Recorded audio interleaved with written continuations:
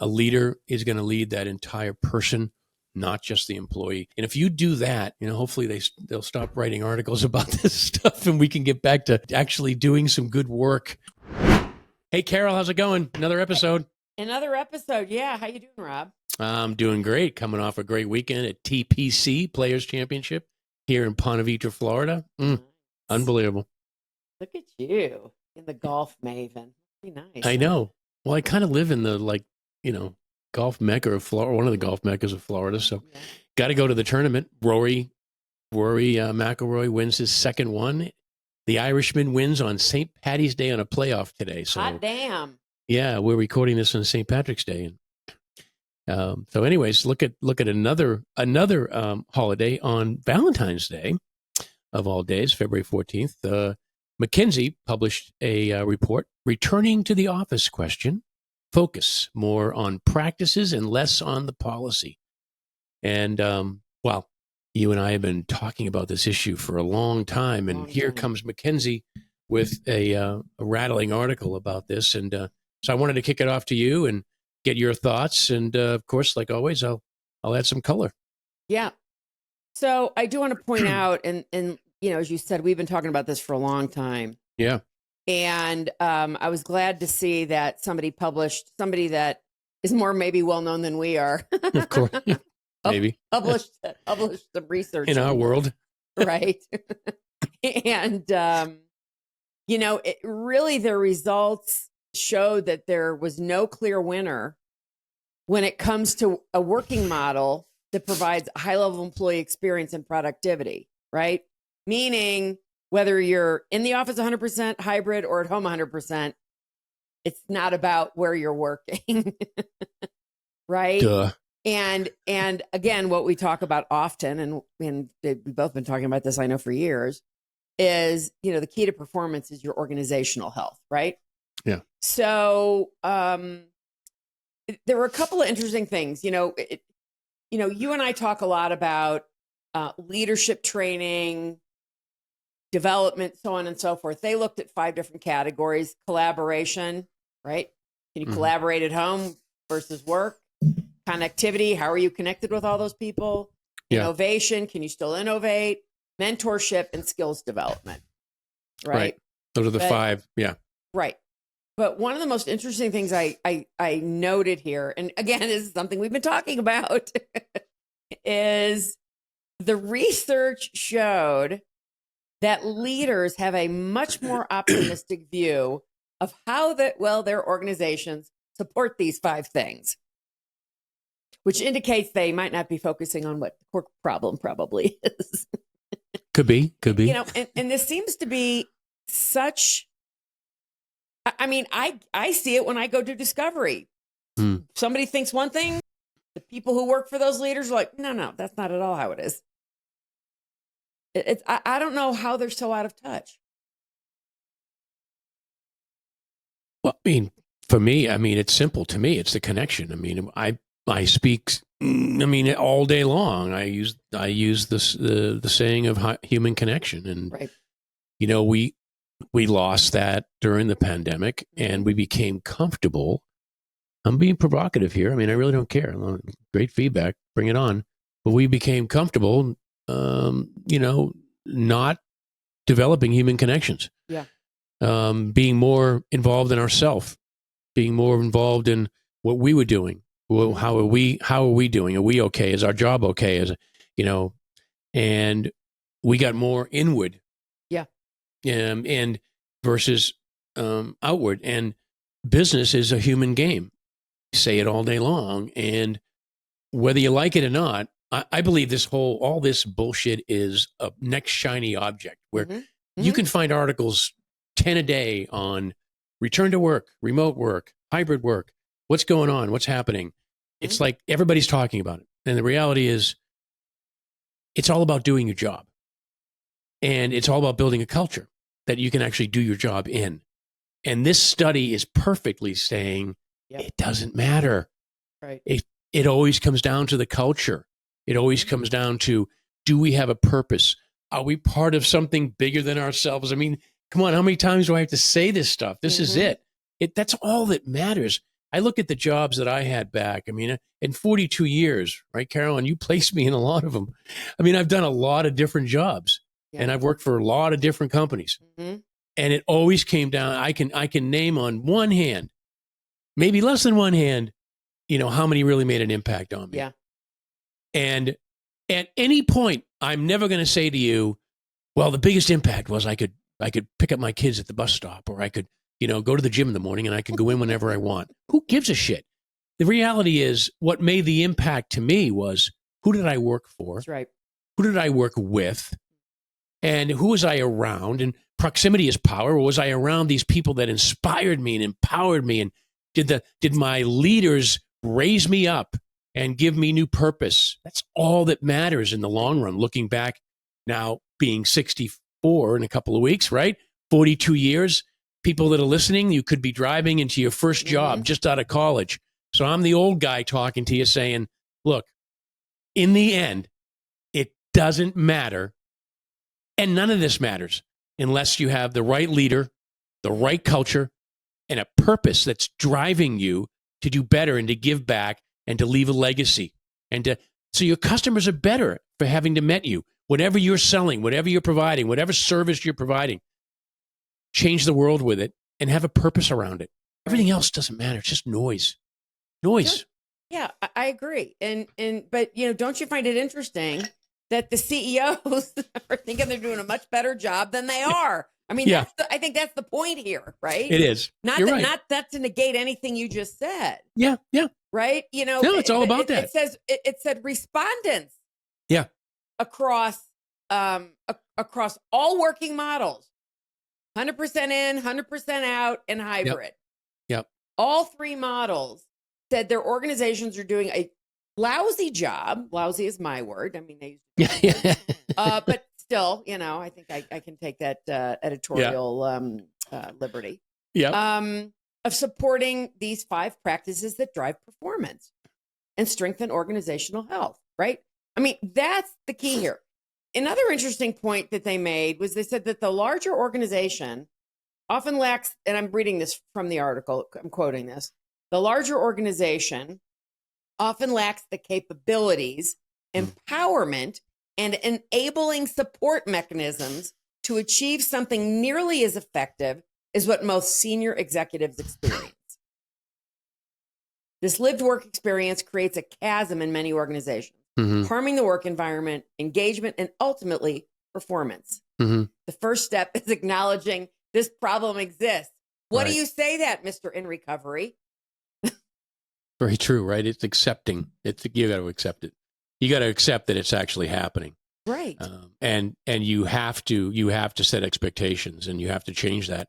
And you have to make sure that, after you accept it, as I say, surrender, right? Give in to it, right? Don't give up on it. Give into it. Right. Then you can start to sort of appreciate what's happening around you and be grateful for the little things and capitalize on them and rise them up and get rid of the other things that don't matter. And then you can assess all that and really go forward with new purpose. And I'm a true believer, and I'll say it again. I think that all these articles is I quit my job, or I wasn't the job for me, or I left the company because of this. And I'm challenging them to say it wasn't because you couldn't pick up the cleaning or the kid at the bus stop. That's not why you left. You didn't leave because of that. And I'd love to hear from you if you did. I believe you left because your leader was not empowering you, inspiring you, and rising you up to your next level. That's what a leader needs to do. A leader needs to rise that team up to a new level. But and that's what I think. Right. And you're right. But a leader also needs to, and we've talked about this practically ad nauseum.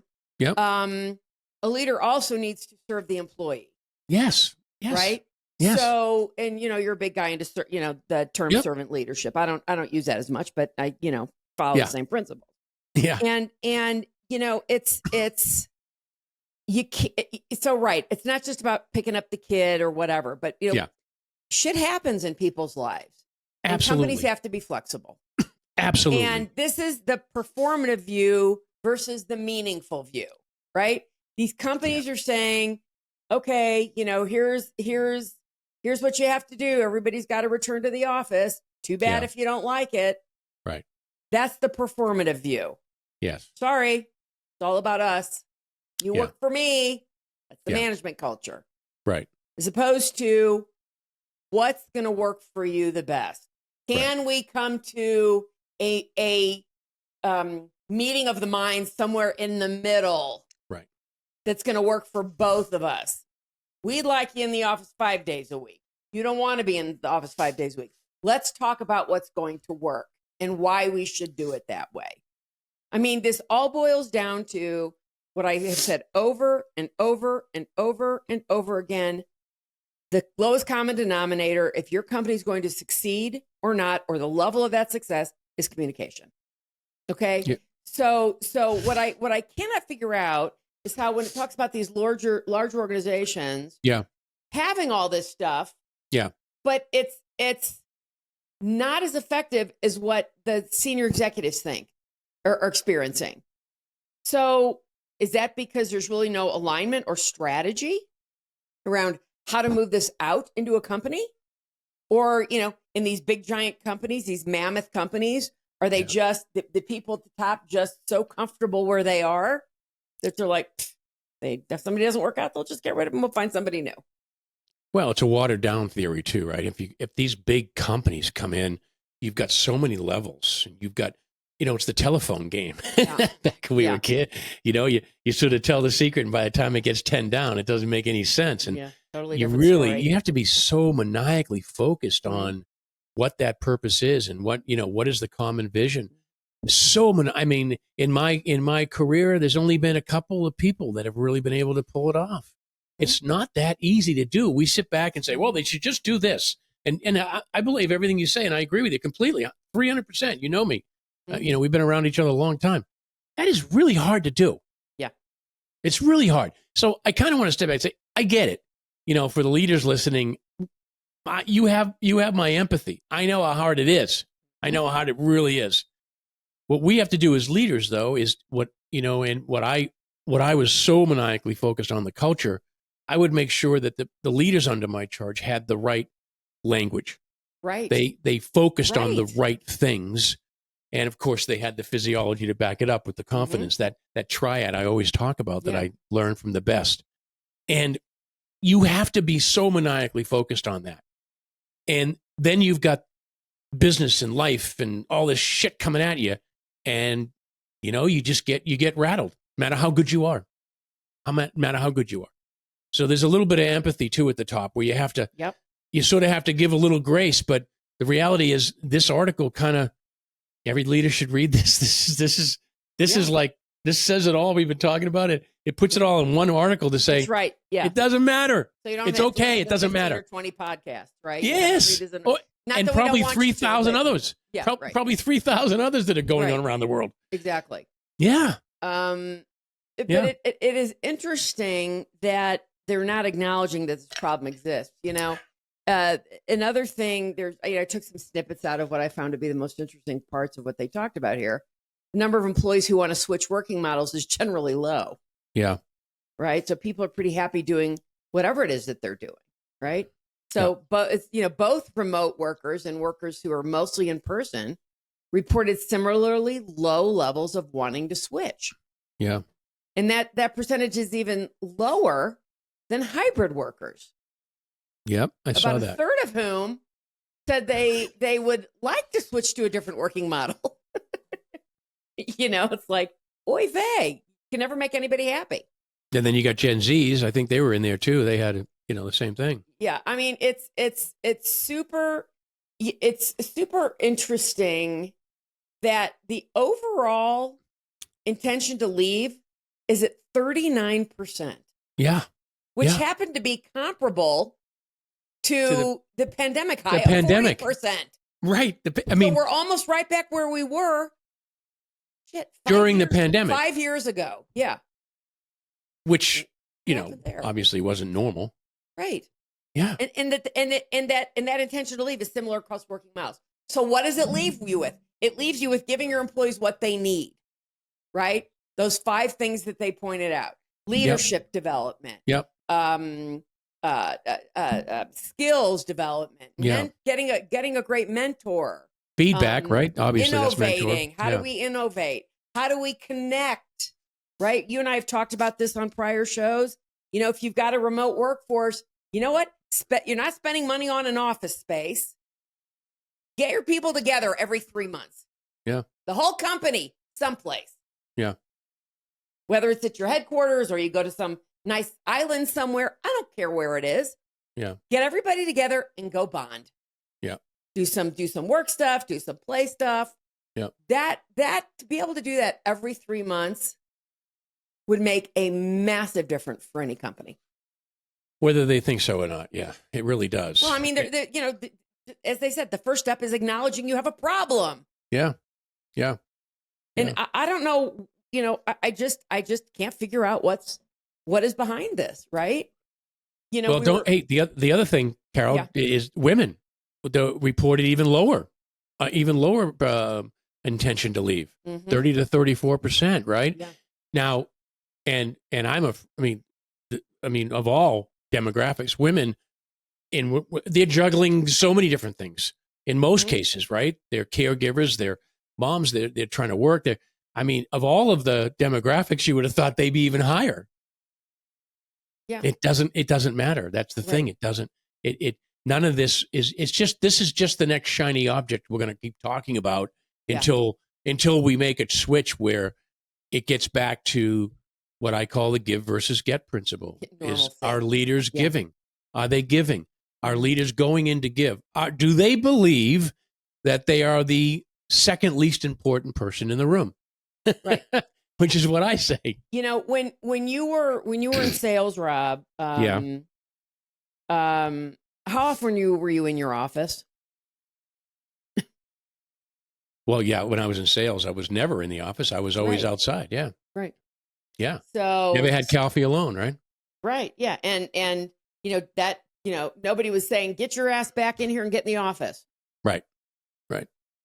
So, to stand on kind of what we're talking about, there was an article last week, also in Business Insider, about Amazon. Yeah. Oh, yeah. Right. Life after RTO, 11 Amazon employees reflect on the highs and lows of returning to office full time. Mm. And it was really interesting when I was reading it over the weekend. And, Amazon put forth, I believe, 3 of those 11 people who were like, rah, rah, rah, we're back in the office. And I thought, oh, please, who's going to buy that propaganda? Right. I mean, really, propaganda. Right. Bravo, Amazon. Yeah. And they got away with it. Well, apparently they think they can. And then, of course, they interviewed a couple of people who quit. Yep. And then they've got somebody who's on a 2-hour commute. Yep. He lives outside of a city, and he's like, I can't. No, I'll never see my children again. Right. Leave at 6 a.m, get home at 8:30 at night. Right. It's ridiculous. So, I just think that this whole one size fits all thing is such a crock of shit, and it's so ineffective, and it's not the way to lead. I mean, I don't know if there was something, I didn't read it. I kind of caught the headline about JP Morgan Chase's, Jamie Dimon's new, everybody better get back in the office or else. Yeah. And he is getting a boatload of backlash from employees. Yeah. Yeah. People are pissed. Well, Carol, it's because of what we've gone through. It's we're in different times right now, and people have to realize that. This is not 5 years ago, pre-pandemic. We went through, quite a lot of angst, and a lot of things are going on in people's minds right now. I mean, we started out in a physical pandemic with COVID, and we transformed over the last few years to a mental health pandemic.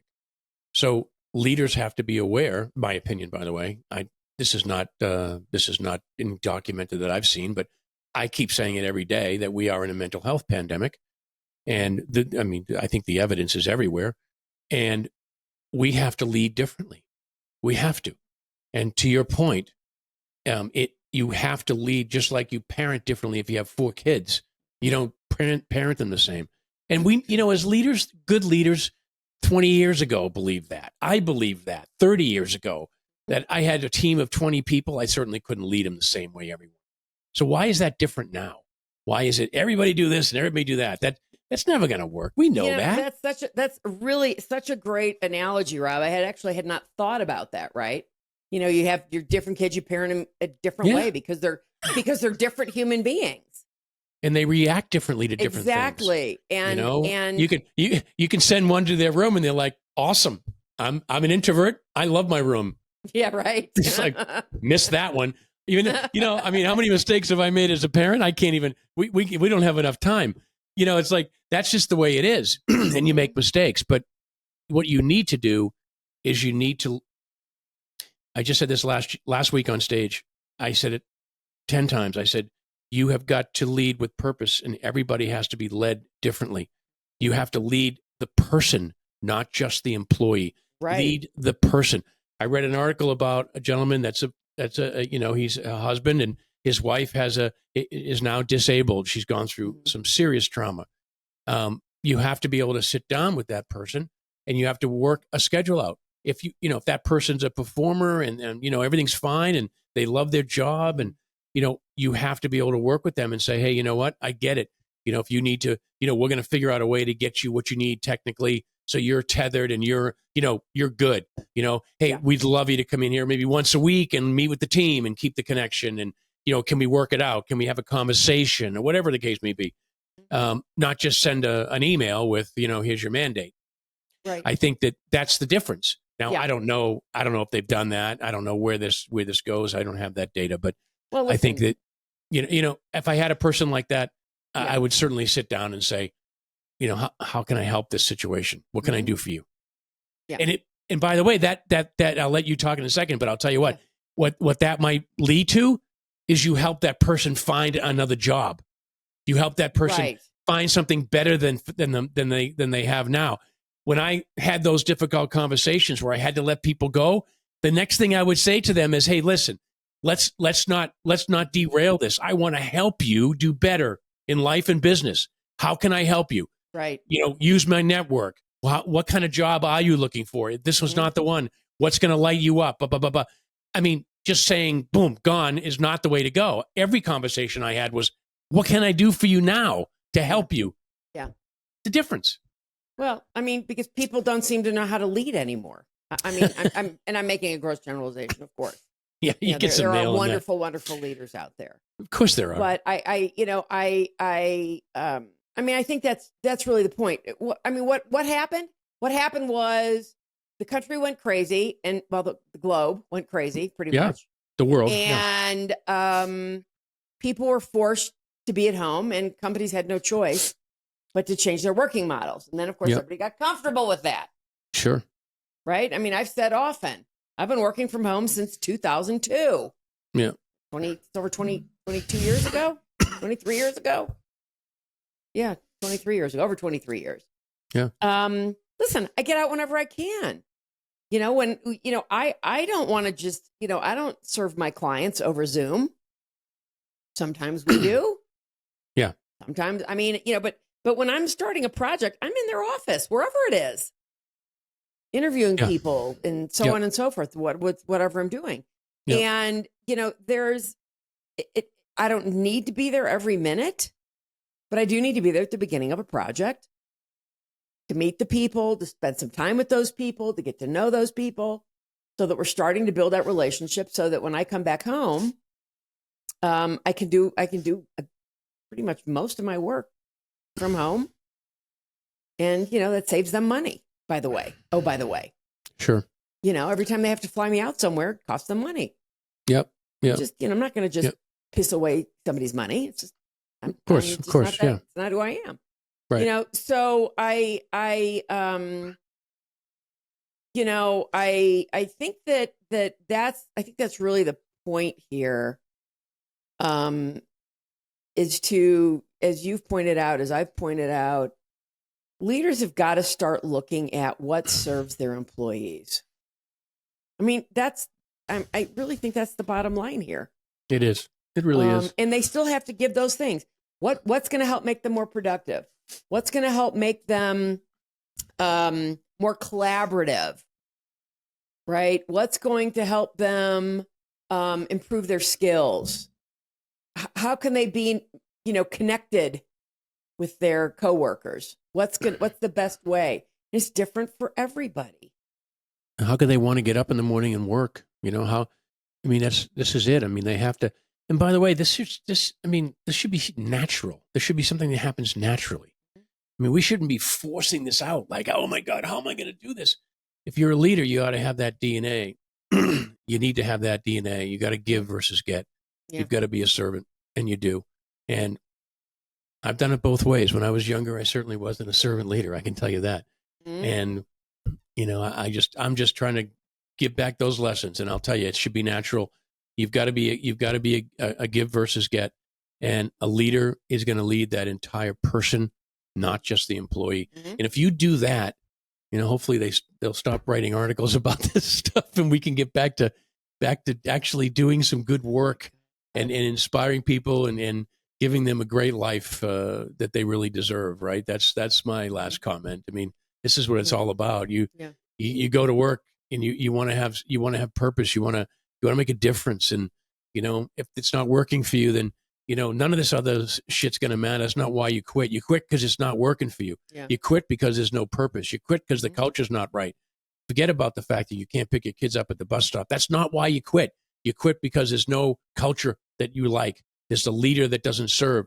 There's no purpose. There's no end game. That's why you quit. And leaders have got to start to think about that and say, we better start over communicating that. And we need to communicate that at every level. And that's when you focus on the language, and that language is consistent all the way down. That's when people don't care about this other stuff, and all these articles go away, and we all have a great time at work. Whether we work at home or we work at the office, it doesn't right, matter. And that's the whole point, right? It's the communication and the alignment straight down the line.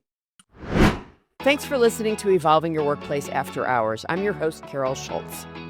And I'm your co-host, Rob Swymer. Don't forget to click follow to hear more. And please leave us an honest review and rating so we can continue to improve and bring you more great stories. Thanks again for listening, and see you next time.